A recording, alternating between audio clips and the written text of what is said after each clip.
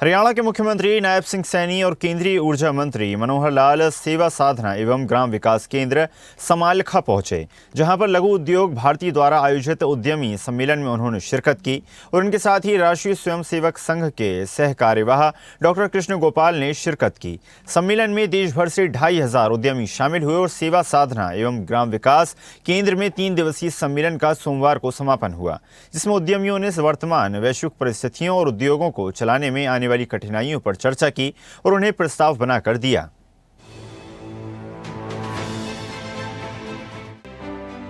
हरियाणा के मुख्यमंत्री नायब सिंह सैनी ने पानीपत के समालखा में आयोजित लघु उद्योग भारती के राष्ट्रीय अधिवेशन में बतौर मुख्य अतिथि शिरकत की। उन्होंने कहा, समालखा में लघु उद्योग भारती के 3 दिवसीय औद्योगिक चिंतन से लघु उद्योगों के विकास की नई दिशा मिल सकेगी।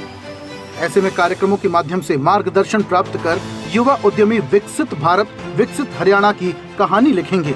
मुख्यमंत्री नायब सिंह सैनी ने कहा कि मेक इन इंडिया और आत्मनिर्भर भारत जैसे राष्ट्रीय अभियानों की सफलता में लघु उद्योगों की भूमिका सर्वोपरि है। 21वीं सदी का भारत जिस ऊंचाई और गति से आगे बढ़ रहा है, उसमें एमएसएमई का महत्वपूर्ण योगदान है। हरियाणा सरकार लघु उद्योगों के विकास के लिए विशेष योजनाएं और प्रोत्साहन नीतियां लागू कर रही है, ताकि उद्यमियों को ज्यादा से ज्यादा अवसर मिल सके और वो बाजार प्रतिस्पर्धा में मजबूती से खड़े हो सके। हमने बजट में हरियाणा प्रदेश के अंदर 10 नए आईएमटी विकसित करने की योजना बनाई है। इनमें 3 नए आईएमटी राष्ट्रीय राजधानी मार्ग पर। हमने बजट में हरियाणा प्रदेश के अंदर 10 नए आईएमटी विकसित करने की योजना बनाई है। इनमें 3 नए आईएमटी राष्ट्रीय राजधानी मार्ग पर विकसित करने के लिए भूमि प्राप्त की जा रही है और इसमें हमने अंबाला, जींद और फरीदाबाद पलवल आईएमटी शामिल हैं। इनके अलावा कोसली और नारायणगढ़ में भी आईएमटी के लिए जगह पहचान की जा रही है। मुझे आपके साथ ये बहुत अच्छा अनुभव महसूस हो रहा है कि मैंने आपके सुझावों पर बजट के दौरान और भी कई निर्णय दिए थे। मुझे विश्वास है कि आपके द्वारा जो सुझाव दिए गए थे, उनको अमल में लाने से हम बहुत गति से औद्योगिक विकास कर पाएंगे।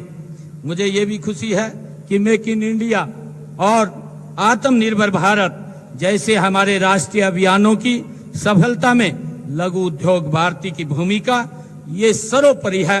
हरियाणा सरकार भी इन अभियानों में सक्रिय भूमिका में योगदान दे रही है। हमने हरियाणा के औद्योगिक विकास को गति देने के लिए ईज ऑफ डूइंग बिजनेस का एक इकोसिस्टम वो तैयार किया है। हमारी सरकार ने उद्योगों से जुड़ी। हमने बजट में हरियाणा प्रदेश के अंदर 10 नए आईएमटी विकसित करने की योजना बनाई है।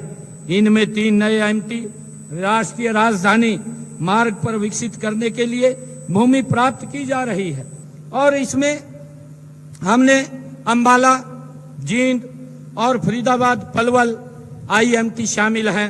इनके अलावा कोसली और नारायणगढ़ में भी आईएमटी के लिए जगह पहचान की जा रही है। मुझे आपके साथ ये बहुत अच्छा अनुभव महसूस हो रहा है कि मैंने आपके सुझावों पर बजट के दौरान और भी कई निर्णय दिए थे। मुझे विश्वास है कि आपके द्वारा जो सुझाव दिए गए थे, उनको अमल में लाने से हम बहुत गति से औद्योगिक विकास कर पाएंगे। मुझे ये भी खुशी है कि मेक इन इंडिया और आत्मनिर्भर भारत जैसे हमारे राष्ट्रीय अभियानों की सफलता में लघु उद्योग भारती की भूमिका ये सर्वोपरि है। हरियाणा सरकार भी इन अभियानों में सक्रिय भूमिका में योगदान दे रही है। हमने हरियाणा के औद्योगिक विकास को गति देने के लिए ईज ऑफ डूइंग बिजनेस का एक इकोसिस्टम वो तैयार किया है। हमारी सरकार ने उद्योगों से जुड़ी कई लंबी समस्याओं का समाधान कर प्रदेश में औद्योगिक वातावरण का निर्माण ये किया है। इनमें उद्यमियों में भी हरियाणा सरकार के प्रति अटूट विश्वास पैदा हुआ है। मुख्यमंत्री नायब सिंह सैनी ने कहा कि हरियाणा का भौगोलिक क्षेत्र केवल 1.3% है, लेकिन ये वर्ष 2024-25 के अग्रिम अनुमान के अनुसार राष्ट्रीय जीडीपी में 3.6% का योगदान दे रहा है। उन्होंने कहा, सकल राज्य घरेलू उत्पाद पिछले दशक में 10.8% की दर से बढ़ा है। फरीदाबाद, पानीपत, यमुनानगर और अंबाला के अनधिकृत औद्योगिक क्षेत्र में चल रही हजारों एमएसएमई को राहत प्रदान की गई है। क्षेत्र में इनका लाभ भी मिलना शुरू हो गया है। प्रदेश में 10 नए आईएमटी विकसित किए जाने की योजना बनाई गई है। 3 नए आईएमटी राष्ट्रीय राजमार्गों पर विकसित करने के लिए भूमि प्राप्त की जा रही है। इसमें अंबाला, जींद और फरीदाबाद पलवल आईएमटी शामिल हैं। मुख्यमंत्री नायब सिंह सैनी ने कहा, इसके अलावा कोसली और नारायणगढ़ में भी आईएमटी के लिए जगह चिन्हित की गई है। उन्होंने कहा कि सरकार ने व्यापार आसान बनाने के लिए 48 विभागों में 1100 से ज्यादा अनुपालकों के नियामक बोझ को कम किया। उन्होंने कहा, आज हरियाणा निवेशकों और स्टार्टअप्स की पहली पसंद बन गया है। हरियाणा भारत में स्टार्टअप की संख्या में 7वें बड़े राज्य के रूप में उभर रहा है। 11 वर्षों में 7,66,000 सूक्ष्म, लघु और मध्यम उद्योग लगे हैं। सिंगल रूफ क्लियरेंस सिस्टम में 230 से ज्यादा ऑनलाइन सेवाएं उपलब्ध हैं। वर्तमान में हरियाणा में 9,100 से ज्यादा मान्यता प्राप्त स्टार्टअप्स हैं। प्रदेश में 19 यूनिकॉर्न कंपनियां हैं।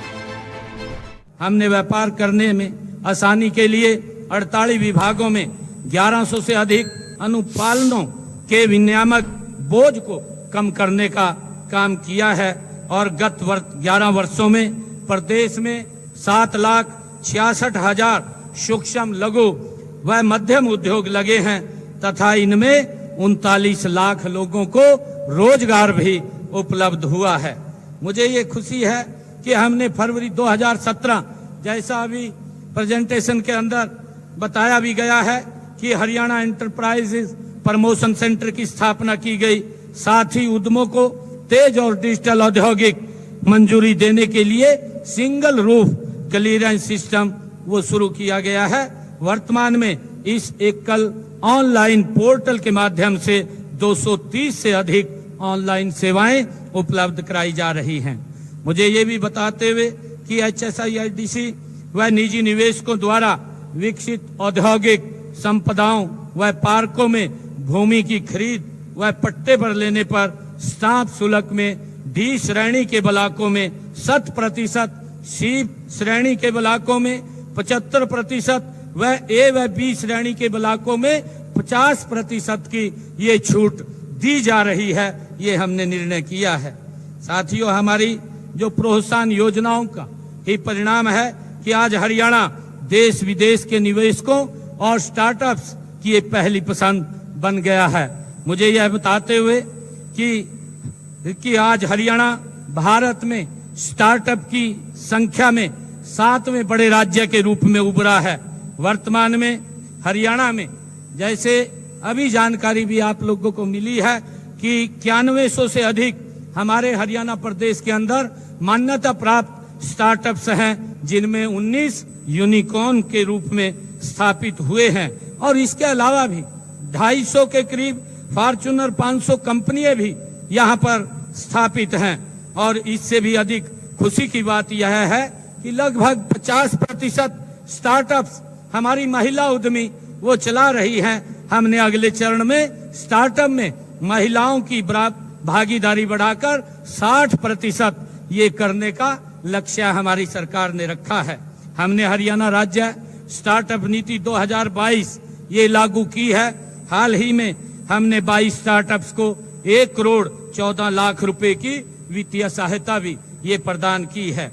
हम स्टार्टअप्स को वित्तीय सहायता प्रदान करने के लिए 2000 करोड़ रुपए का फंड ऑफ फंड्स का भी स्थापित करने जा रहे हैं। इससे हमारे युवा बिना किसी वित्तीय चिंता के अपने आइडिया पर काम कर सकेंगे। स्टार्टअप्स को स्थानीय स्तर पर मार्गदर्शन, संसाधन और नेटवर्किंग का सहयोग प्रदान करने के लिए प्रदेश के हर औद्योगिक क्षेत्र में इंक्यूबेशन सेंटर्स भी स्थापित किए जाएंगे। AI आधारित स्टार्टअप्स और अनुसंधान को प्रोत्साहित करने के लिए हम गुरुग्राम और पंचकुला में AI हब स्थापित कर रहे हैं। इसका भी मैंने बजट के अंदर वो बोला था। हमने भविष्य में तकनीकों जैसी AI, रोबोटिक्स और हमारे बायोटेक्नोलॉजी और डीप टेक को अपनाने के लिए डिपार्टमेंट और फ्यूचर ये भी हमने इसकी स्थापना की है। मित्रों, हम हरियाणा में निवेश और उद्योगपतियों का स्वागत करते हैं। मुख्यमंत्री नायब सिंह सैनी ने कहा, अगले चरण में स्टार्टअप में महिलाओं की भागीदारी 50% से ज्यादा बढ़ाकर 60% तक करने का लक्ष्य रखा गया है। प्रदेश में हरियाणा राज्य स्टार्टअप नीति के तहत 22 स्टार्टअप्स को 1 करोड़ 14 लाख रुपए की वित्तीय सहायता भी दी गई है। मुख्यमंत्री ने कहा कि स्टार्टअप्स को वित्तीय सहायता प्रदान करने के लिए निजी निवेशकों के सहयोग से 2000 करोड़ रुपए का फंड ऑफ फंड भी स्थापित किया जा रहा है। उन्होंने कहा, AI आधारित स्टार्टअप्स को भी प्रोत्साहित किया जा रहा है। ड्रोन प्रौद्योगिकी के लिए 10 करोड़ रुपए का स्टार्टअप फंड शुरू किया है। इसके लिए करनाल में 500 युवा किसानों को दिया जा रहा है प्रशिक्षण। प्रदेश में फूड प्रोसेसिंग इंडस्ट्री की लगभग 28,000 यूनिट लग चुकी हैं। एकीकृत मिनी फूड पार्क योजना पर 50% की दर से पूंजी निवेश सब्सिडी। मैं आपको वर्तमान समय में नवीनतम प्रौद्योगिकी के अनुरूप अपने उद्योगों का इंफ्रास्ट्रक्चर तैयार करने के लिए मैं सुझाव भी देता हूं। इस समय प्रदेश में, देश में ड्रोन प्रौद्योगिकी की काफी चर्चा हो रही है। हमने राज्य में ड्रोन निर्माण को बढ़ावा देने के लिए 10 करोड़ रुपए का स्टार्टअप फंड ये शुरू किया है और ड्रोन संचालन के लिए करनाल स्थित हमारा जो दृश्य संस्था है, विभाग है, के माध्यम से हमने 500 युवाओं को, किसानों को प्रशिक्षण भी प्रदान उसमें किया है। आज फूड प्रोसेसिंग इंडस्ट्री बड़ी तेजी से आगे बढ़ रही है। हरियाणा में लगभग 25,000 फूड प्रोसेसिंग यूनिट लग चुकी है। यह संख्या बहुत कम है क्योंकि इस इंडस्ट्री के लिए हरियाणा में अपार संभावनाएं यहाँ पर हैं। मैं इसमें भी आप सबको ये निवेदन करता हूं कि आप आइए और इसमें निवेश के लिए आप हाथ आगे बढ़ाइए और हम एकीकृत मिनी फूड पार्क योजना पर भी ध्यान केंद्रित हमारी सरकार कर रही है। इसके तहत परियोजना लागत पर 50% की दर से पूंजी निवेश सब्सिडी प्रदान की जाती है। आप इस योजना का लाभ उठा सकते हैं, ये हमने निर्णय किया है। आप सब जानते हैं कि इस समय इलेक्ट्रिक वाहनों का युग है।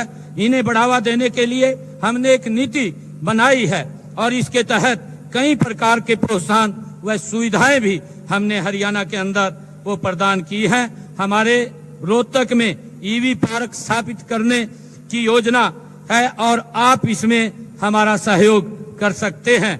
मैं आपका ध्यान एक और बड़े सेक्टर की तरफ दिलाना चाहूंगा। यह एक लॉजिस्टिक सेक्टर है।